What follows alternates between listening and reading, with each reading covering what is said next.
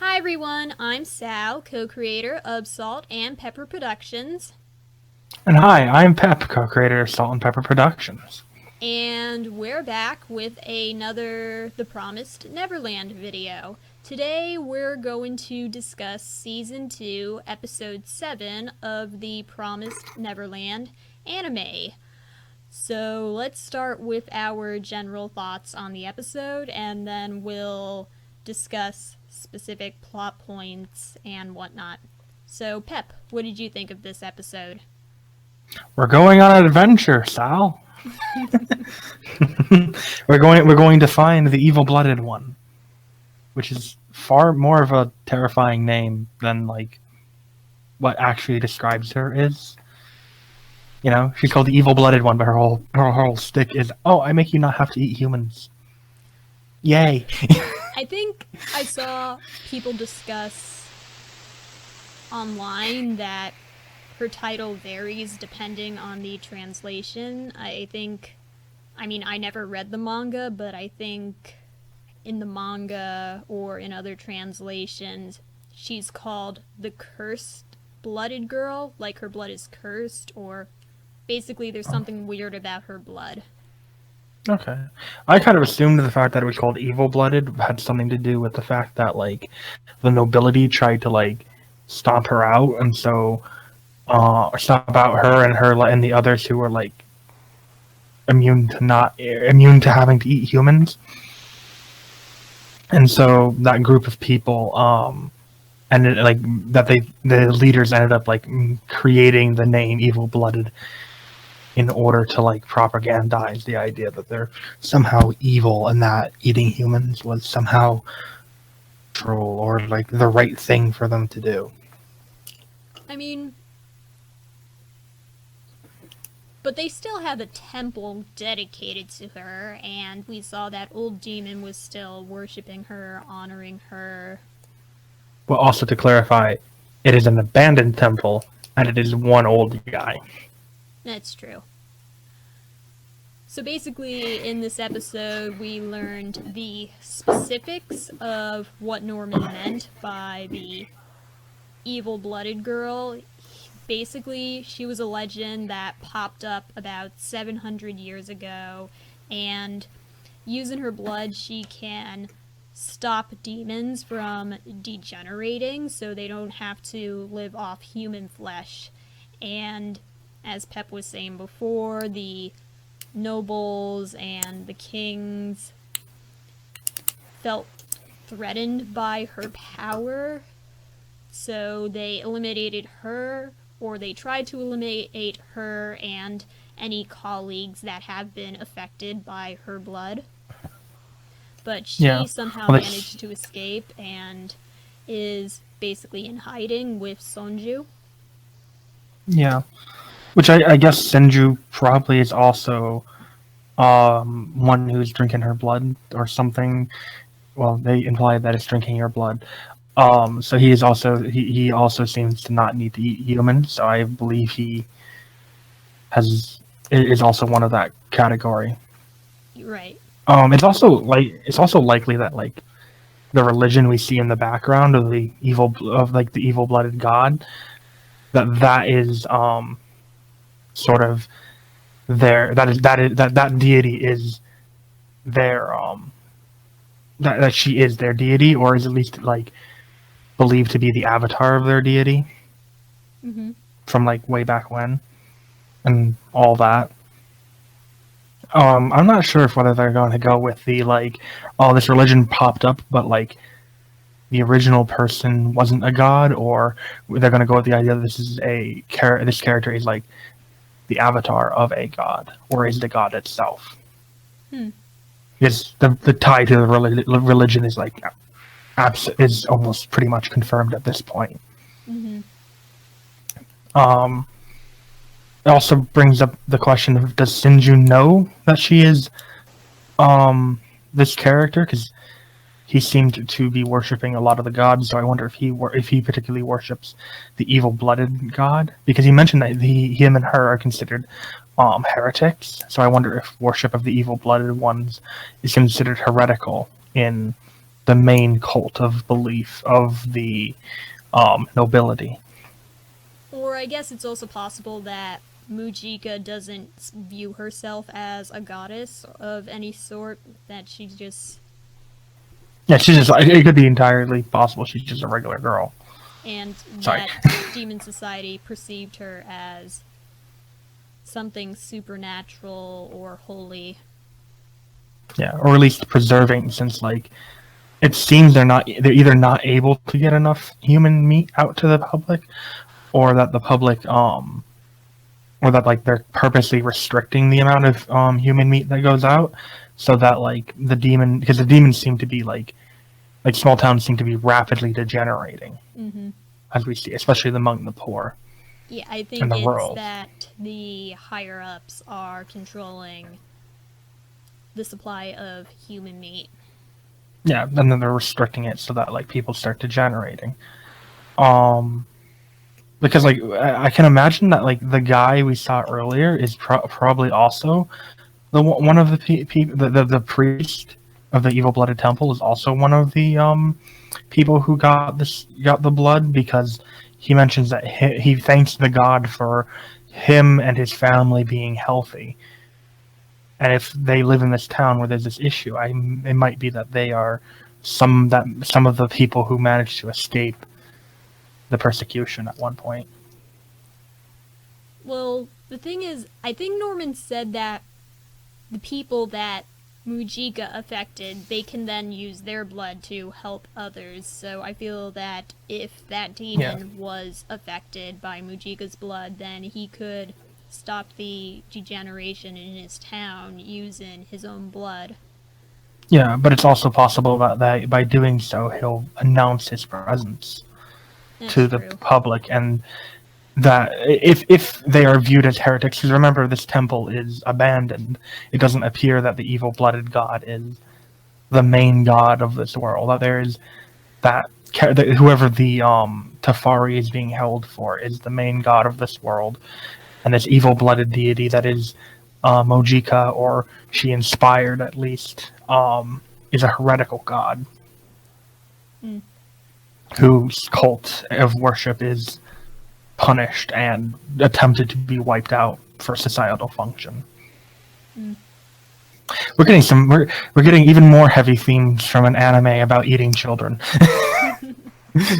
when you thought the anime couldn't get any heavier, now we get social commentary.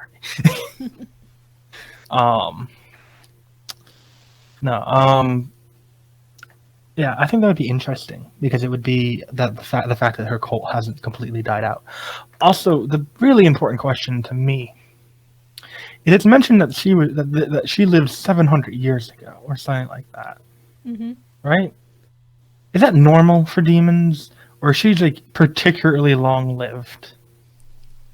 I remember in a previous video we were talking about how Sonju wants the children to reproduce, so there's a population of wild humans for him to hunt, and you noted that in order for him to be around long enough to hunt and eat their descendants, the demons would have to have a very long lifespan.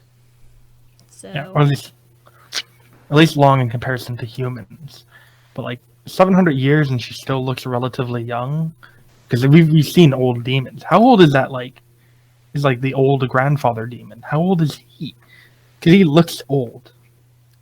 Or maybe it has something to do with having unique blood. Like maybe her that was evil blood somehow affected her age. Maybe it stops you from aging. Yeah, no, that's also possible. I was just curious that my question isn't as much how old is the average demon lifespan. If she is 700 years old and looks relatively young, does that mean she looks to be in my opinion, if she was equivalent of a human, early to mid 20s, right? So 700 years is the equivalent of 20s for a demon, and this guy looks old. How old is he? He would have been And if he is around that, before the promise was made. yeah. But if he is like, 'cause I'm imagining now that he's probably like in his thousand and a hundred and thousand hundreds at this point, like 1,500 or something like that.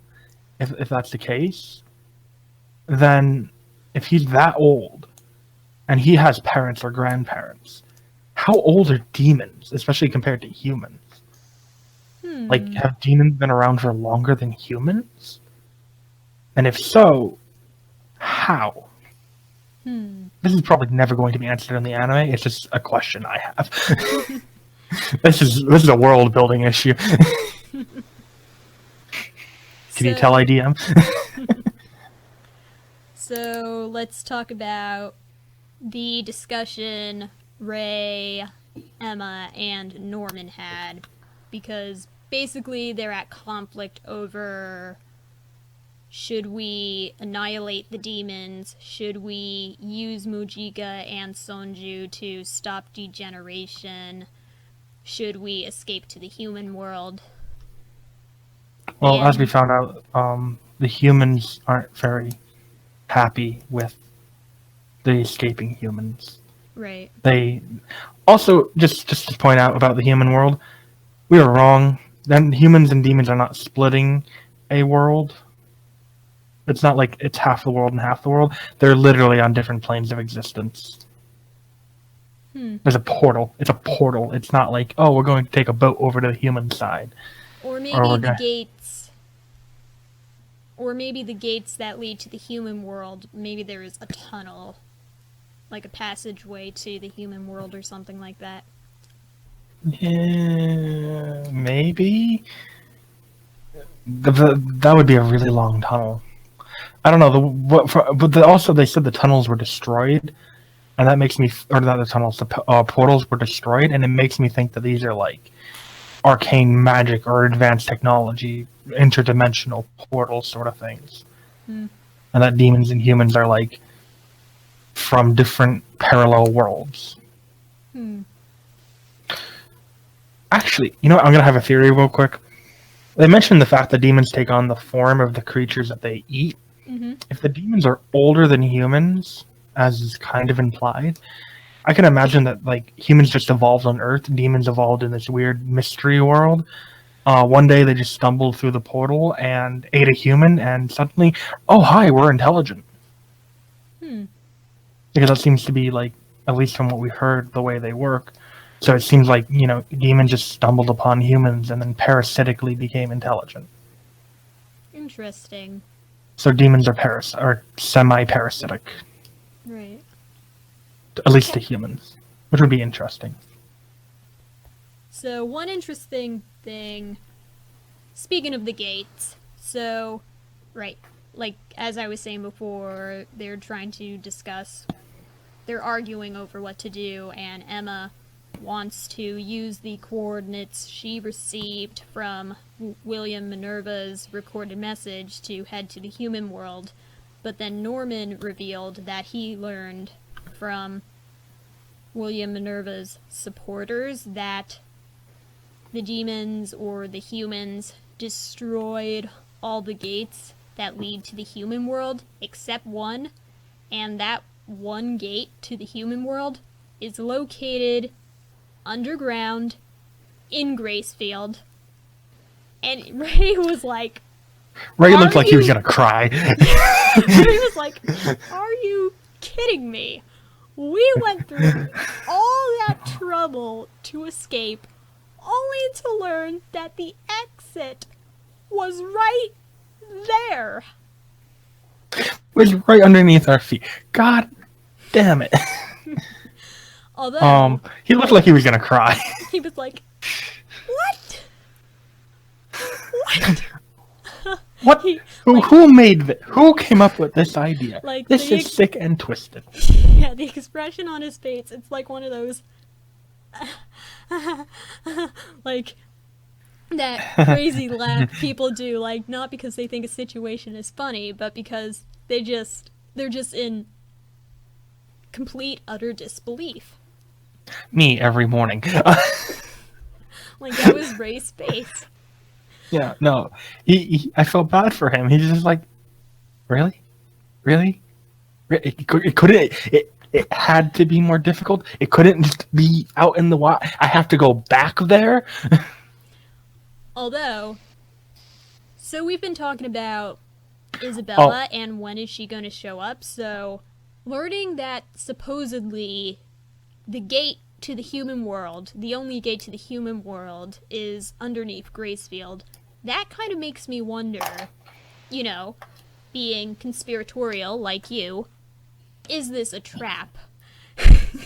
Like, did Isabella somehow come up with a way to feed this false information to Norman and people that Norman have interacted with in the hopes that the children will walk back to Gracefield and basically fall right into a trap? Yeah. Like, is this just an elaborate plan by Isabella? It could be. I don't think so, though. They have another pen, just like the old one, and I don't think Isabella noticed the pen before, or knew about the pen. As well, what was it? As well, I think it makes a lot of sense that the one portal would be under Grace Fields, because that's where they get all their imports of human clothing and human books and all that. And in order to do so, I originally we used to think that the humans were in some outside part of like the society somewhere, and then we thought they might have been some enclave within demon society, but they could just be from like the human world coming through the portal every like 3 months or something. And it makes sense, because they don't want demons going to hunt humans in the human world, because one, that breaks the agreement, and two, it would destroy the demons' ability to control their society. So I can imagine that they would want to keep the one remaining portal to the human world under tight control, to not allow rogue demons just deciding to barge into the human world and snap up a poor innocent woman and man, a couple like strolling down the street like happy. Oh my God, what is that? Right. Because that would break the agreement, and then they're screwed. Because humans seem to be like pushing demons to near extinction.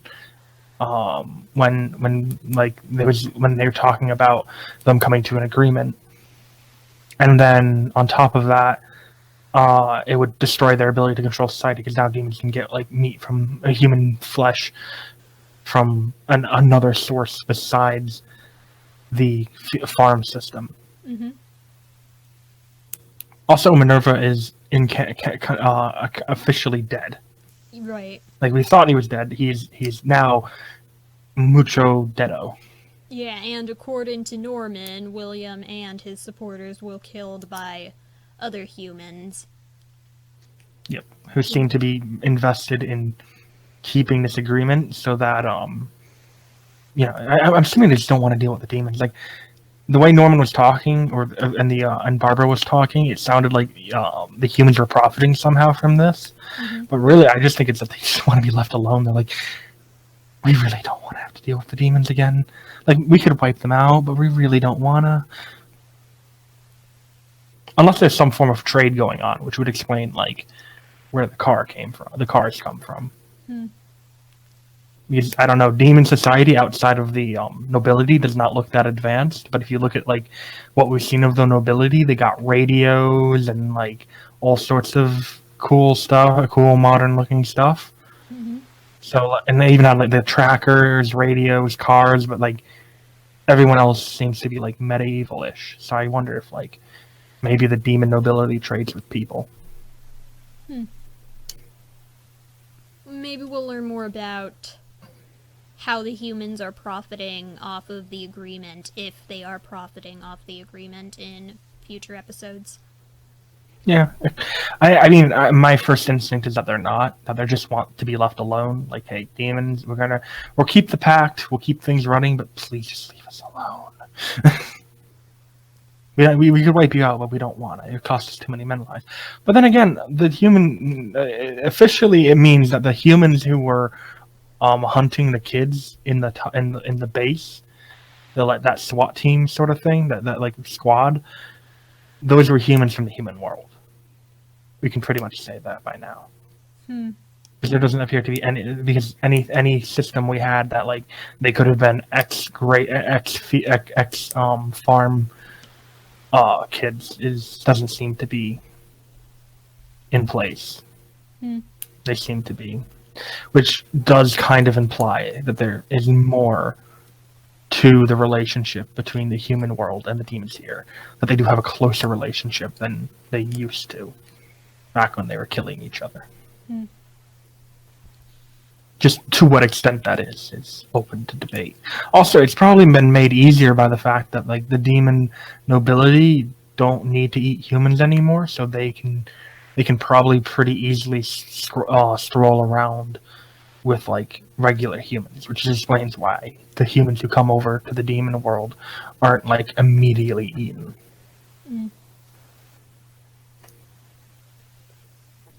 I don't know. What other thoughts you got?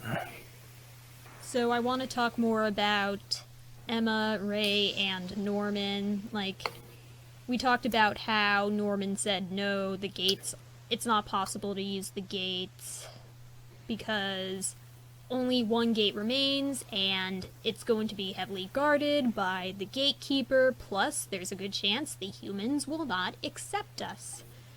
And so... And when Emma and Ray suggested using Mujika's blood to simply stop the deterioration of the demons, Norman said, even if we stop them from degenerating, they're not going to sacrifice their favorite food just because we ask them to. Yeah, I mean, I will also say, I think that is made a lot that the sacrificing your favorite food is made a little bit easier when your favorite food is talking to you in your language, and your favorite food has an entire society that could kill you, or even like a group of them are pretty impressive at killing people if those thousands of jars of demon parts are anything to go by. Yeah, that's true. Because they seem pretty good at this. Like Mujika even said back in episode 3 that humans are not like other species, and how, yeah, because humans are intelligent creatures who are capable of communicating with the demons. So it's not like talking to a cow and a cow just going moo, moo, moo. It's like... Stop eating me. Like it'd be harder to ignore the children's requests, too. Yeah. Also, they do have the deterioration formula, so they could just say, drink the demon blood and stop killing us, or we turn you into monkeys. Like, I can imagine if a cow got up and said, hey, stop eating us, you don't need to eat us, and if you don't, we're turning you into monkeys. I think most of us would listen, especially if they like just had a vial of human de-evolution formula. Potentially, human vegan but spray. At the same time, like, you're not really setting up a good relationship between the two species, like being able to coexist and actually get along. I mean, let's just point out that the current relationship between the two species is one eats the other. Right. I mean, it's not like this is a very like equal relationship to begin with. True, but like using threats to try to change the current relationship, like that doesn't really feel like moving forward. I mean, that's not a very quick moving forward, but it's an immediate action that would then require further actions to get the eventual result. But I also don't see them just going, hey, please don't eat us. as working very well. Like, sure, you don't need to eat us anymore, but most of the demons aren't going to look at human. And okay, it depends. If drinking the demon juice, if drinking the bad blood juice ends up like reducing the demon's craving for human flesh, then I think it's entirely possible that it works. But if it doesn't, and it's just like a like personal thing that has to be developed, like a kind of like how like vegetarianism or veganism is like a style that someone has to develop over time, then it would definitely have to have some sort of like external arm bending in order to get the entire society to change immediately. Because even if it just, because if I could see it happening eventually, if they just gave the demon blood to every single demon, but it would take time for like generations to pass by, and if demons live as long as they do, those generations might be a couple thousand years in the turnover before demon society changes enough that the vast majority of demons don't eat human meat. Because I'm going to use like humans as an example. For the most part, in like Western society, most people can like survive without eating meat, but we still eat meat by our own free will and our own free choice. It's not like you have to do it unless you have like an iron deficiency or something that requires you to eat meat. For the most part, most people can healthily live on like a vegetarian or vegan diet, but we don't do it. So, by the way, I am not vegetarian or vegan. I know I keep bringing up vegetarian or vegan. It's just relevant to like this conversation, I think. To clarify, so we don't get a bunch of people like, "Oh my god, the vegan." I'm not. I eat meat. I had a burger earlier. I'm not vegan. I could never be vegan. I love milk too much to be vegan. Tell them, Pep. I went to college with this. I went to college with her. I had meals with her. She would have pasta with tomato sauce and like a small jug of milk with tomato sauce. Every meal. Jug of milk. Breakfast. Milk. Lunch. Milk. Dinner. Milk. I think one of the staff at one of the dining halls on our campus actually nicknamed me Milk. I wouldn't doubt it. I think I know who you're talking about too.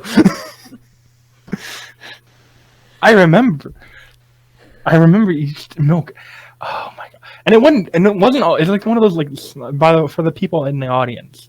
It was like one of those like small, hood milk things. Like not the gallon. She's not like chugging back gallons of milk, but like a little hood like ones that you can get like in a at like a gas station or something. The ones that are like a single serving of milk, and she would drink that. Sometimes she would drink two. I remember sitting with her and talking to her. She ate her dinner, drank her milk, went back and grabbed another milk, and then drank that. She likes her milk. Yes. Oh god. I remember when you were a senior, because I'm a year younger than her, so I was a junior when she was a senior. And I was at your dorm, and so for her senior year, she had like a kind of suite style dorm. And I remember I don't know why I was looking in your guys' fridge, because it was you and your roommates. Mm-hmm. And there was just a thing of milk. It was the only thing that you had in the fridge, which is a thing of milk. Just a thing of everyone else had like stereotypical college dorm like leftovers and all that, and you just had milk. It was just a thing of milk. And it was, and I remember that like you drank the whole thing and bought another one fairly regularly. She likes her milk a lot. Like I know, because I know you've gone periods of time without eating meat. I know you could do that. I know you could probably maybe go without eggs. I don't think you eat many eggs actually, right? I don't eat eggs often. Yeah, you could go pretty well without eggs. But I could never see you go without milk. That would hell would freeze over. The day like I'm so sorry I said your name again. I'll bleep it out later. I'm sorry. Okay. You'll go. Sal will solemnly raise her hand and go, "I, Sal." So hard to say your name, your stage name. Sal will no longer, in my life, drink milk, and immediately the whole universe will freeze. Armageddon will begin. Ragnarok will begin. Whatever the name for the Buddhist end of times will begin. The Aztec calendar will like finally ding and be like, "Hey, the end of the world's begun." It will never happen. Yeah, she's the reason the world hasn't ended yet. As long as she keeps drinking milk, the world's perfectly fine. I'm sorry. Now I've put a lot of pressure on you. You have to drink milk to keep the world turning. No problem. See.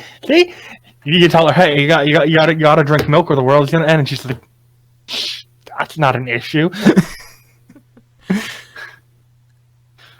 Okay. Oh God. Imagine if you developed lactose intolerance. I would. Oh God. I'm sorry. I'll shut up now. That's a nightmare. Okay. I'm sorry. We can go back to the actual like anime. Yeah. I went on like way too much of a topic. I went way too off topic. You learned something fun about me. Sal loves milk. Back to the show. Okay, yeah, back to the show.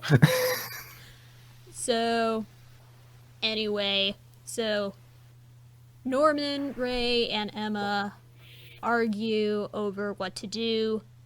Norman says the gates are a no-go. He believes using Mujika to stop degeneration won't do anything. He feels that basically the only path that guarantees success, that guarantees a happy life for the humans, is getting rid of the demons completely. So Emma ends up making a request. She says that she wants to go look for Sonju and Mujika and see if they can help. And Norman ends up agreeing, and he goes, "Okay, fine, I'll give you 5 days to find them, and if you don't find them by then, I'm going to move forward with my plan." But then later on, we learn that Norman lied to Emma and Ray. Even if they do find Sonju and Mujika, he's still going to move forward with his plan and kill the demons. And he plans to kill Mujika as well because he sees her as a threat. Like, if she stops the humans from degenerating, then that will be a problem. Like, it won't actually solve the problem in his mind. It'll just create problems if she tries to stop the degeneration. So, yeah. I found Norman's lie interesting. In some ways, it feels like Norman and Ray swapped roles, because in season 1, there was a confrontation between Ray and Norman, and Norman found out that Ray was the spy, and Ray agreed to hand Norman information over if Norman lies to Emma, because Emma is adamant about escaping with everyone, and Ray thinks that's a bad idea, how it will just create problems, but he doesn't want to waste time arguing with her. So basically Ray decides, let's just lie to Emma, tell her we are going to escape with everyone, and then at the last minute ditch everybody and go off on our own. And he makes Norman swear that he'll go along with Ray's plans, which was something that Norman was really uncomfortable with. Like, Norman really cares about Emma, and he doesn't like lying to her. So basically, seeing comparing that scene to this scene is really interesting because, again, it feels like the roles are reversed, where Norman is the one deceiving Emma and he plans to basically betray her, and because he feels that it's what's best and it's better to just deceive her and carry on with his plan than waste time arguing with her. And meanwhile, Ray is actually the one who supports Emma, even if he thinks that Emma is a little naive or a little crazy. He's still looking out for her and supporting her and going to try to help her. Yeah, I think it's interesting though because I think it's the character development that's happened to them, because Norman has basically been separated from all of them, and now he's been through even more than they have with the whole Lambda situation, and is implied to be dying incredibly quickly. Right. And so he wants both revenge for the suffering he has gone through, as well as the suffering he has witnessed, and wants to provide a safer world for the humans that live in this world. And he's been through like massive amounts of trauma very recently, and this is how he views the only way to move forward. The same way that Ray basically viewed it as the only way to survive at that point was survival of the fittest, back when he was in Grace Fields. But now he's seen the way that that when they work together, they're stronger and are able to survive quite well. And so his attitude about things has changed in the exact opposite direction that Norman's has. They've kind of switched places, like literally. Right. Like not just not just in like the way they're thinking, but their literal like positions. Ray used to be the only one who knew and was in a very particular like situation, when suddenly and Norman was in the situation of being among everyone and everyone's most loved, and sort of like, you know, the leader, the undisclosed leader of the kids. And then later on, now they've kind of switched. Ray's sort of one of the two main leaders of the kids, along with Emma, and then Dawn and Helga. Gilda. Gilda. I keep thinking her name's Helga. I don't know why. And it's like more in this group mentality of working together.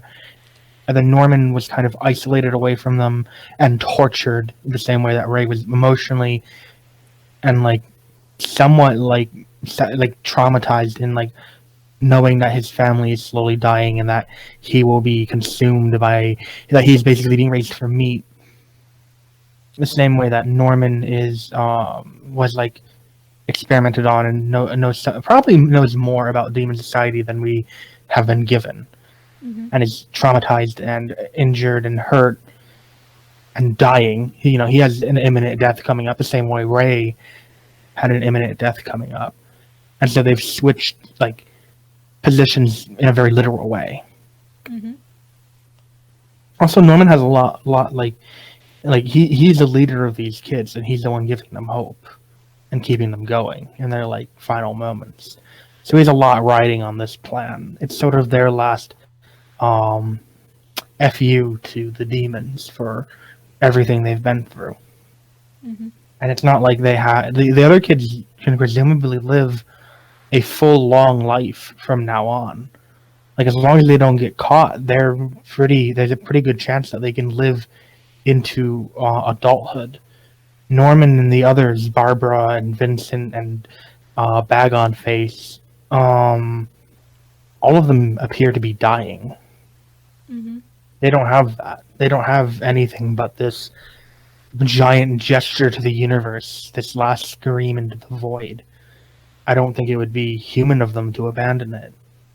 I think that they're clinging to it as sort of their final act, as their mark on the world. It's sort of important to them, and I don't see them changing course on that.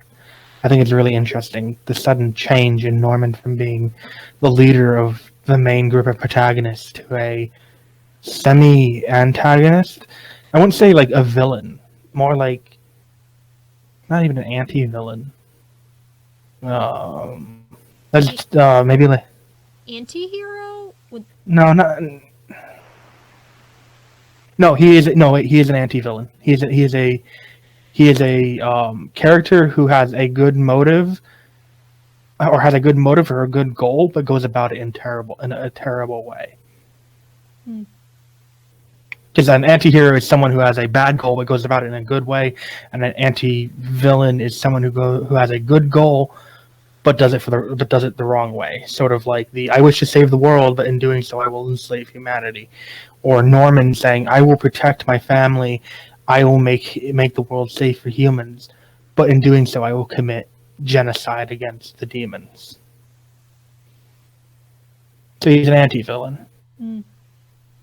Yeah, it's very interesting how Norman has changed and how Ray has changed too.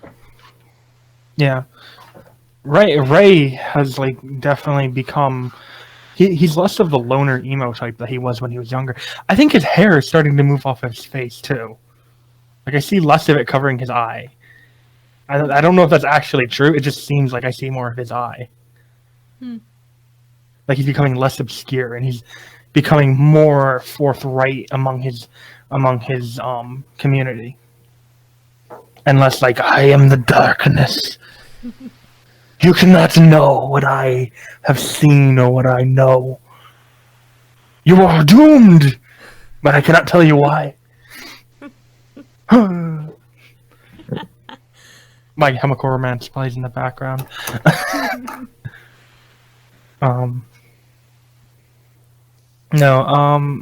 Yeah, it's a very interesting transition because, like, I'm trying to think if we have an anti-hero. We have a lot. We have a lot of different and you can. I'm gonna say they're kind of protagonists because, okay, the real antagonist of the story is the nobility of the demons, right? Mm-hmm. The demon nobility. The average everyday demons, I don't really think are an antagonist. They're not a villain. They're just people trying to live and do what they do. If they don't eat people, if they don't like eat humans, then they're doomed. They're going to like devolve into animal form. So they're doing what they need to in order to survive. And they want to live their everyday lives. They're just people going about their thing with like the simple goal of survival and getting through the day. It's the nobility that are like forcing this pitched battle between the Grace Fields group, the Lambda group, and the Demon Society. Because they don't need they have the ability to end this conflict. They could give their own blood to all the demons in their society and no longer need to eat humans and abolish the farm system and return the humans to the human world. You're like, hey, here are the hostages we had. We no longer need them.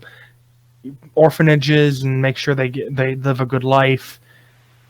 Return them to human society and undo undo that. But they don't, and they don't because of control. Mm-hmm. It's stated that the reason they've done this is, and the reason they exterminated the evil blood cult is because it threatened their ability to control society. Right, so the real villain in this, and I'll really find it interesting when we finally get like characters who are in the nobility and in these centers of control and how they think, because I really wonder if it's going to be the villains are this. I really wonder if the villain is the system, or if they're going to play it as the villain is the nobility. Is it the system or is it the people in the system? Because we already see that like the villain, even though the two brothers, right, who chased the kids to like eat them, or not eat them necessarily, but to bring them to their younger sisters to help them live. I don't think they were evil or wrong in what they were doing. I didn't want them to catch the kids because I want the kids to live, but I also don't want their sisters to starve and to like degenerate into animals. And we didn't want to see them die at the end of the episode either. Yeah, that didn't feel good. That wasn't like a haha, they escaped the villain and the villain has passed away and faced the end of their consequences. No, the two brothers were poor people scrounging for a living. I know what that feels like. Like I know what it's like. Like, hey, I just want to make it through the day. I just want to live, and they're doing what they can, and they had the opportunity. Their goal was understandable, and what's the word? You can sympathize with them. Mm-hmm. And even if even the fact that they were going to kill the kids, it doesn't make them dying seem right, because they were doing what they had to do based on the limitations of the world around them, while the nobility and the society is kind of the thing that's causing this clash. And I think that's a very interesting interesting narrative they're going for. The idea that like conflicts between groups of people, between an oppressed group, both between what's ostensibly a group that wants integration and like cooperation, the Emma and Ray crowd, versus the group that wants violent revolt and a destruction of the system as it is in its entirety. Our AE Norman versus the people who live in the system versus the system itself is an interesting dynamic. And I think it's a very interesting social commentary that I didn't initially see this anime going. Out of this anime was going to be a lot about like, striving for freedom and all that, but I mean it kind of still is, but it's getting a lot more into like social commentary now. Mm. Sorry, I go for long rants if you haven't noticed. I'm going to let you talk now. No, it's okay. So at the end of the episode, Ray and Emma return to the temple and explain the situation to the other kids and decide to take Dawn and Gilda with them on their quest to search for Sonju and Mujika. So, Yep. I wonder if they'll run into Isabella during their search. Like, I'm just waiting for Isabella to show up. It's going to be out of nowhere. It's going to be like the least expected moment. She's going to be like, "Hi, it's me," and then the episode's and then the credits are going to roll. Oh, what if she actually shows up at the temple while Ray, Emma, Dawn, and Gilda are gone? And she's wondering where are the older kids? Yeah, that was... Ooh, excuse me. Or even if she runs into Norman. That'd be interesting. Mm. Norman, I feel like Norman would kill her on sight. Like, just dead. But like, I guarantee you that her introduction is gonna happen in the last 5 seconds of the episode, and then the credits are gonna roll. It's gonna be, "Hello there, insert character name, remember me," or something like that, and then credits roll, and I'm going to scream at my phone because I'm gonna be like, "Not another cliffhanger, not another one." But speaking of, this one didn't have that bad of a cliffhanger. I didn't think it was that bad. It's like it didn't feel like, no, I need information now. It felt like, okay, we're going on an adventure.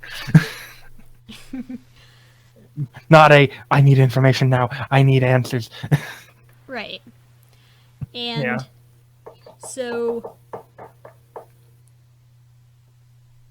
we kind of talked about this before, about how you were saying that the kids who were at Lambda seemed to be dying, and Basically, we learn in this episode that ever since they've been to Lambda, the kids have been having these seizures that give them these painful headaches, and they've been taking pills to basically stop the seizures, but Vincent noted that the intervals in between each seizure is getting shorter and shorter. And at the end of the episode, we see Norman have a seizure and then cough up blood all over his hand. I don't think they're seizures. I think they're headaches. I think they're getting headaches rather than seizures. Well, the subtitle said it was seizures. I kind of half pay attention to subtitles sometimes. It looks like headaches to me. They don't look like they're seizing to me. I think that might just be a translation issue. Potentially. But in the previous episode, when Norman was explaining what Lambda was and how the people at Lambda experimented on children, Emma asked Norman, "Wait, were you experimented on?" And Norman just went, "I'm fine. All I did was take tests. All they made me do was take tests." But then we get this scene, and we realize, oh, Norman lied to them. Like, I guess he took my organic chemistry final, and that's what made him cough up blood. So... Anyone who's taken organic chemistry knows that pain. Yeah, no, he was definitely experimented on. Yeah, and he lied to them because he didn't want them to worry, but... Yeah. Yeah, but... Norman... Based on the fact that Norman was vomiting blood, you're probably right about that the kids are dying, that basically this is some side effect to the experiments, and it's slowly killing them. So look, if they're not dying, they did a terrible job of not implying they're dying. Sorry. Yeah, there's a chance Norman's gonna die at the end of the series, I feel. Or they find a cure at the last moment and MacGuffin their way out. I suppose that's possible. What's the thing? It could also be that it's something equivalent to, like, the thing that was put in the bomb that's put in the mother's chest. That it's some sort of, like, fail-safe that if they get out, there's only a certain amount of time they have before they can catch them. And if they don't catch them in that amount of time, they die. Yeah, we talked about this earlier. Like, are the seizures, headaches, the vomiting blood, is that just a side effect of the experiments, or is that basically Lambda's version of putting a bomb in your heart, or whatever that device was? Because they're taking medicine. Maybe they gave them a shot or treated them with something earlier that made it that they have to take a certain medication or cocktail of medications to stay alive, and now that they've been on the run, they're running out of that medication, and so they're slowly starting to face the results of whatever was treated with them. I don't know. But it seems like they're dying. That's the only thing I can say for an affirmative. Coughing up blood is usually implying you're going to die. I haven't coughed up blood yet. I am alive. That is my experience with that. If Norman dies, how will that affect Emma and the others? Like, will that break Emma, do you think? Will that make her reconsider her views, do you think? I don't think so. I think that she's not going to find out until they reach much more of a conflict zone between them. And I personally think that Norman is going to kind of go out in fighting for what he believes to the end, and Emma is going to continually trying to reach a hand out to him, but refusing to allow him to get away with just murdering all the demons. Mm-hmm. Like she's gonna stand strong in what she believes, but it's just that's my view. I don't think that it's gonna change her, but I think it's gonna devastate her. I also think that if he dies, it's gonna be like the last or second to last episode. Like, because I can't imagine that his involvement in this story is going to disappear that quickly. Right. I think it'd be interesting if we got like what happened in like FMA, where you have like the last episode is like sort of a prologue episode of after all the fighting and all that. You see the characters moving on with their lives and what happens afterwards, and we get to see a scene of Norman, passing away, kind of the same way that Hohenheim does. Or at least Norman passing away. I hope that either something like that happens where he finally resolves his issues and passes because of what's going wrong with him, or he passes away fighting for what he wants against the demons and the kids who don't want that to happen. That he gets to die for what he believes at least gets to die for what he doing what he believes is right. I think that would be good. I hope he doesn't just keel over and die before he's able to actually do anything. Like, in a couple episodes, just dies on the couch while he was sleeping or something. Yeah, I don't think it would happen like that. I don't think it would happen like that. Hopefully not. That would be awful. So, at the very end of the episode, we get a little flashback to season 1, the night that Norman got shipped out. And the scene where Norman enters the room that Isabella led him to, we get some new dialogue. We hear a male voice saying, "Good evening, it's nice to meet you, Norman." And then the episode ends. So I have a feeling maybe the next episode will be a flashback explaining what happened to Norman at Lambda. Like, maybe we didn't get a flashback episode earlier because the writers were hiding the fact that Norman was experimented on. They were hiding the fact that he lied to everybody about not being experimented on. And basically they were waiting to surprise the viewers and then show the viewers exactly what happened to him. Yeah, I think that would be interesting because I can imagine now why they didn't give a full recap of what happened to him before, because now we have more information that's relevant to what's happened.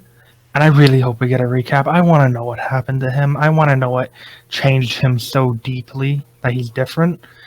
So different than how he was. Because he was a very kind and soft person before. And as we've heard from Barbara and Vincent and the others, he's not like that anymore. And we even saw that a bit in this episode too, like when after Ray and Emma left, his interaction with his group in that underground storage area with all the demon body parts. Yeah, he definitely seems a lot more cold and is much more driven, I should say. I want to say driven. He was driven before, like he had like reasons to live, but he's much more focused on like a single goal rather than like living and having a good life and taking care of his family and all that. Now it's very much I will kill the demon. He's much more of an Eren Yeager, I will kill them sort of personality now. And much more cold and calculating than he used to be. Very. What was it? He used to like. What was it? He used to be. What was the weakness that Ray said? Yeah, Ray said to him. And like the first episode when they were playing chase and like they all got caught, they all were like playing, and Ray started explaining what their flaws were to each other. Well, Norman was the one explaining what their flaws were, but I remember there was an episode where Sister Crone was talking about their flaws, and she commented on how Norman was really weak and got sick easily when he was younger, and at one point we even get a flashback of Norman spending a day in bed because he got a cold having a snowball fight with the other kids.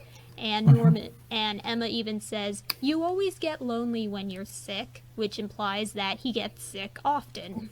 So he's physically weaker than the other kids. Which I think is interesting. Just wasn't there, yeah, he's physically weaker, but he seems so determined and so willing to use his smarts to like do what he's doing now. I don't know.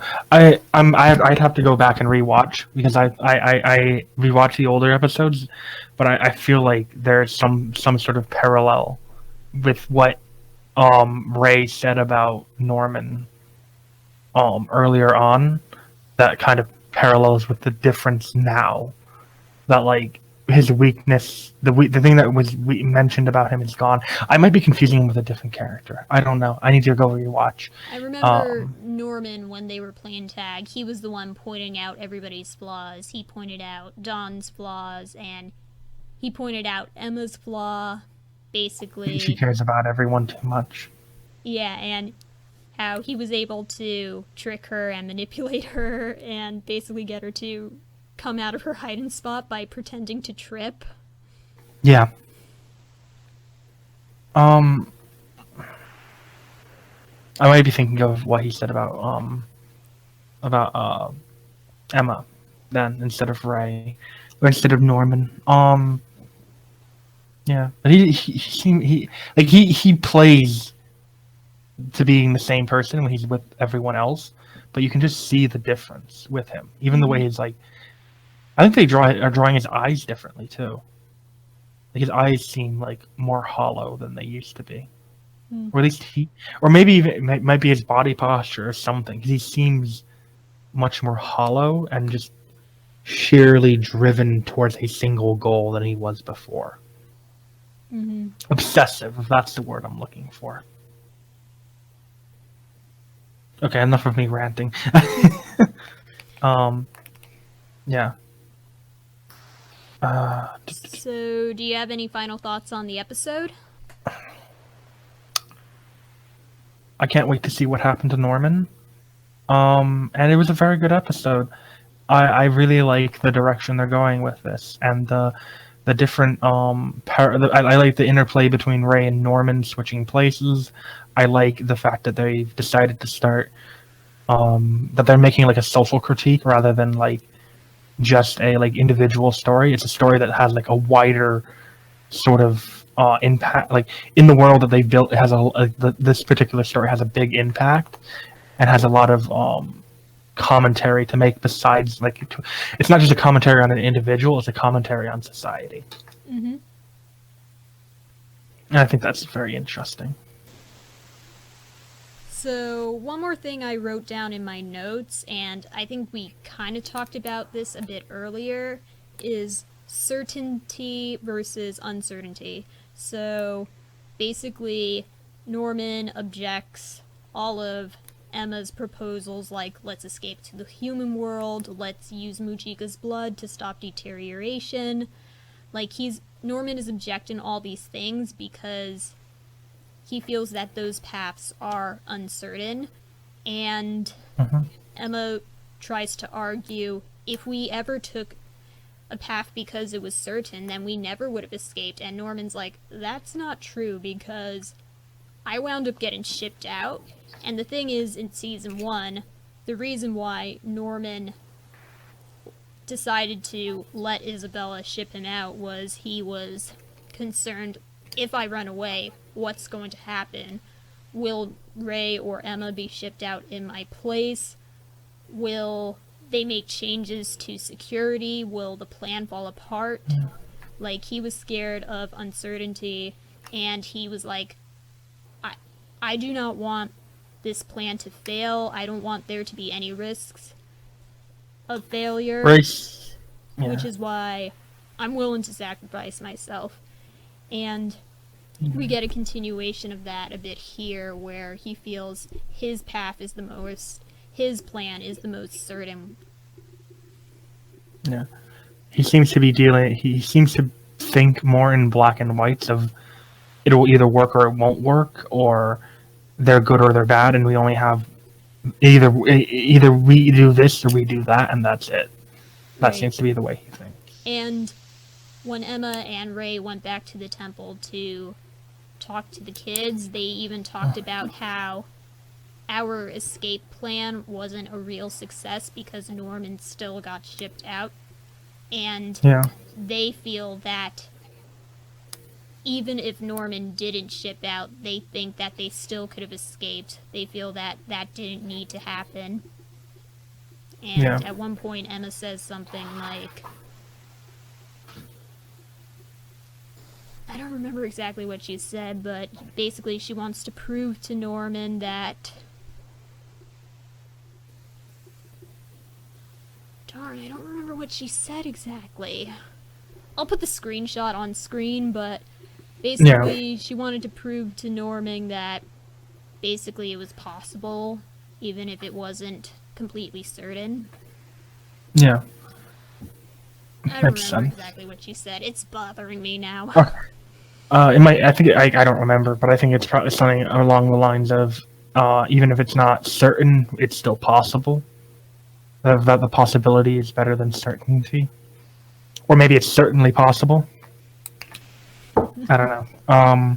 I would have to go and rewatch as well. So, just at the current moment, you probably have it in front of you, and you're just going, why are they still ranting about it? It's right here. So,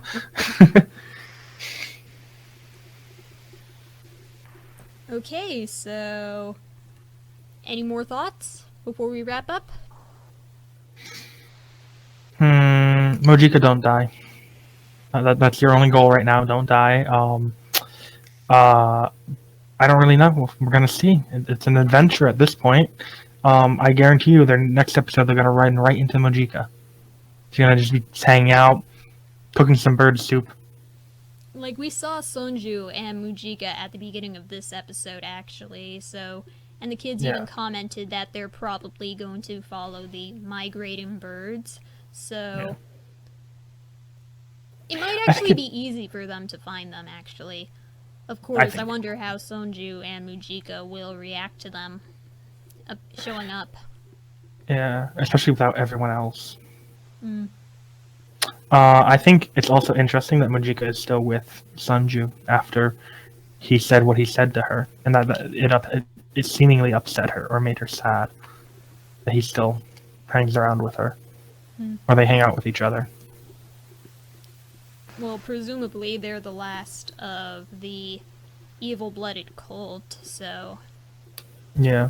By the way, when I say cult, I don't mean the modern context. I mean like the ancient context, like the group that worships a particular deity rather than like the evil kind of manipulative cult of today. Just to clarify, because I remember I said that earlier. Sorry. That's possible. It also seems that they otherwise seem to get along pretty well, and we still don't know the relationship between the two of them. So it could still be that they're like related to each other, or are romantically involved, or just travel companions. They just really enjoy each other's company. I don't know. I don't want to imply anything, but we also don't know like anything about. We didn't get anything in particular about their relationship or why they are traveling together, other than that they share similar religious beliefs. This is interesting because I'm pretty sure that they share similar but not the same religious beliefs, especially around humans, which seems to be the big thing that separates them from the rest. Right. Yeah. So anyway, after me rambling again and being very interjective, I'm very sorry. Yeah. So what about you? Any other final thoughts? You keep asking me, I should ask you. Well, just one other thing I wrote in my notes. Zazie is not Isabella. I remember that was a theory. Yeah, that theory's dead. And, well, Isabella could be like and I remember deepening her texting voice. you because I was so disappointed because I really liked that theory. It was a good theory. It would have been so fun. But no, we're not doing that. So Never. again, where is Isabella? When is she going to show up? Never. She just never shows up. Like, She's gone. Disappeared into the void. As I was saying before, there's a chance that Emma and the others will run into her while searching for Sonju and Mujika. Mm-hmm. There's a chance she'll show up at the temple while they're gone. And the Mm-hmm. younger kids will have to deal with that somehow. Yeah. You proposed That'll that be- maybe she'd run into Norman. Well, that would not end well if she did. If you ran into Norman, that would end very poorly. Right. But it is entirely possible. If she were to run into Emma and the others, would that be before or after they find Sonju and Mujika? Like, would she see Sonju and Mujika, and how would they react to her? I don't know. That entirely depends on the way she responds to them and what she says, and I also don't know what how she would behave, whether she'd be much more aggressive or much more, or if she would continue her sort of like, oh, it's me, your mother, sort of demeanor that she has going most of the time. Or she'd be much more aggressive and challenging, or something like that. I don't know. It'd be interesting if she held the kids at the temple hostage somehow. Yeah, but how? I'm pretty sure the kids aren't going to trust her. Like, I don't see them being like, oh, Mom, it's you. Like, Wait a minute. You tried to sell us out. You tried to have us eaten. You fought against us, and we know that because we heard it from your own mouth. So, no. We don't trust you. Leave. We have pointy things now. Because remember, these kids seem to know how to use a bow. right. And I don't know. Are they gonna give Isabella a gun? I don't think she's gonna go over there and like pull out like an assault rifle and be like, "All right, kids, line up against the wall. You're going back to the farm." I mean, it might make sense if the demons gave her a weapon before letting her go, so it'd be easier to round the kids up. Yeah, I just get the feeling that she's going to be like the psychologically manipulative rather than the like physically forceful. Because she doesn't seem, she used physical force once, and that was like breaking Emma's leg. Other than that, she used a lot of like, and even then, she used a lot of psychological manipulation and like psychological stuff in order to get them to do what she wants. Mm-hmm.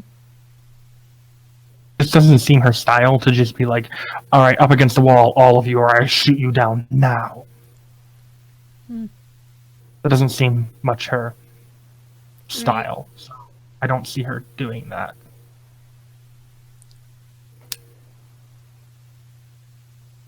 But she might. I also don't imagine that maybe they'll give her a whole squad of those soldiers from earlier.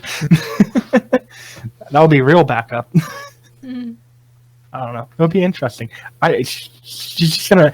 It's gonna be at the end of an episode. I tell you. End of the episode, she's gonna be like, "Why, hello there, Ray." And then Ray's eyes are gonna go wide. And the camera's gonna pan over to her, and then credits are gonna roll. We're gonna get that stupid sunrise thing. All right.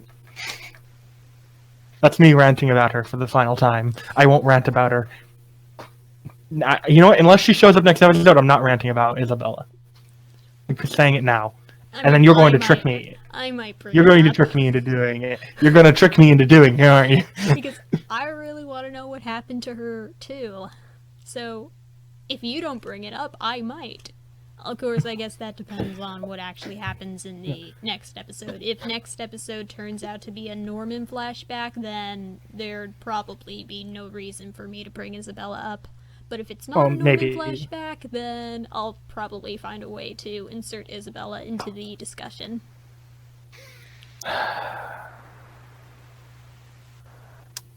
I will not remember this, and you'll have to remind me.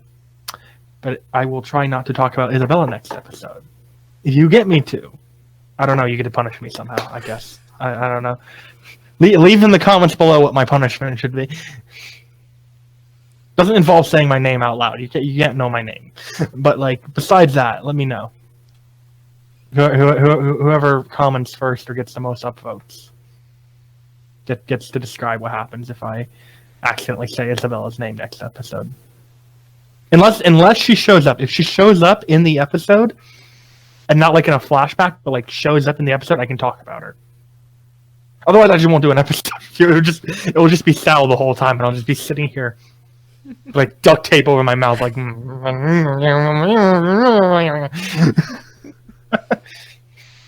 Okay. So I think we covered everything that happened in the episode. Yeah, I'm pretty sure we got most of it.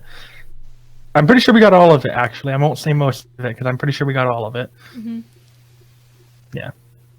And so in that case, all of you still listening for however long we've been talking and have dealt with all of our crazy rants and talking about milk randomly, and me making random noises on the mic that will eventually someday come back to haunt me.